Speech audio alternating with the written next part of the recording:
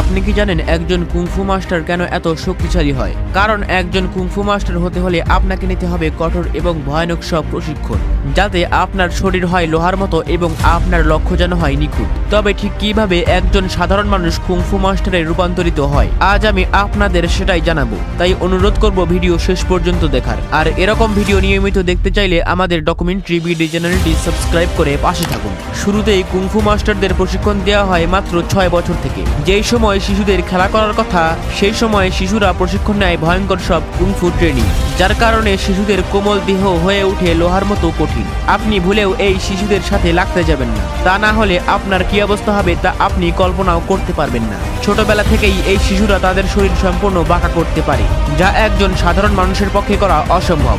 এমনকি কিছু কিছু সময় এত কঠিন ট্রেনিং দেওয়া হয় যে ছোট বাচ্চারা কেঁদে পর্যন্ত ফেলে। তবে মজার বিষয় হলো, যেখানে আপনার আমার স্কুলের পড়া না হলে স্কুলে যেতাম না স্যারের মাইরের ভয়ে, সেখানে এই ছোট বাচ্চাদের এত কঠিন ট্রেনিং দেওয়া সত্ত্বেও এরা কখনো নিজের ক্লাস ফাঁকি দেয় না। এই বাচ্চারা যখন প্রশিক্ষণ নিতে নিতে বড় হতে শুরু করে, তখন তাদের দেওয়া হয় বেশ কিছু ভয়ঙ্কর ট্রেনিং, যার মধ্যে উল্লেখযোগ্য হচ্ছে আয়রন থ্রোট, যেখানে কুংফু মাস্টাররা তাদের গলার সাথে রড বা গাছের ডাল দ্বারা সজোরে আঘাত করে। এমনকি এই ট্রেনিং এ তারা নিজেদের গলার সাথে দড়ি বেঁধে ঝুলে থেকে ধ্যান করে, যার ফলে আপনি এদের গলা টিপে কখনোই হত্যা করতে পারবেন না। এমনকি এদের গলায় যদি লাঠি দ্বারা আঘাত করা হয় তাহলে লাঠি পর্যন্ত ভেঙে যাবে, কিন্তু কুংফু মাস্টারদের কিছুই হবে না। এমন এই ভয়ঙ্কর ট্রেনিংদের মধ্যে আরেকটি হলো আয়রন হ্যান্ডস অ্যান্ড ফিঙ্গার্স। এই ট্রেনিংটি খুবই মারাত্মক হয়ে থাকে, কারণ এই ট্রেনিং দ্বারা নিজের হাতের আঙ্গুলকে এত শক্তিশালী বানানো যায় যে আপনি যে কোনো গাছকে 2 আঙ্গুল দিয়ে আঘাত করে ছিদ্র করে দিতে পারেন। এর জন্য ছোটবেলা থেকেই আপনাকে ধীরে ধীরে এ বিষয়ে প্রশিক্ষণ দেওয়া হবে।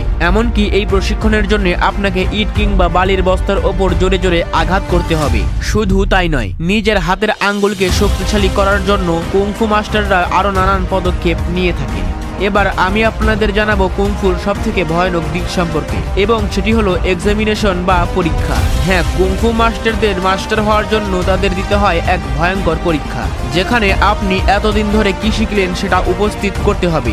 যদি কোনো কুংফু মাস্টার এই পরীক্ষায় পাশ না করে, তাহলে তাকে আবারও 3 বছরের জন্য প্রশিক্ষণ নিতে হবে।